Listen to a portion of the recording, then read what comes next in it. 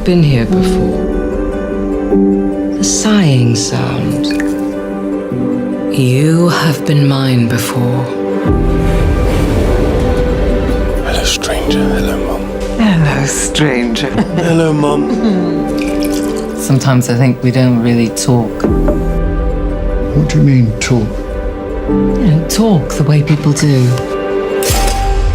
It's not really working, is it? I'm going to leave. Look, Edward, you can't just walk away after 29 years. You have to try. I have tried for 29 years. No. I think the truth is, we're different kinds of people.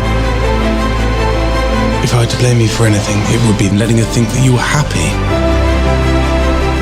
You think maybe you'll walk back through that door? It really could happen. Mum, he's in love!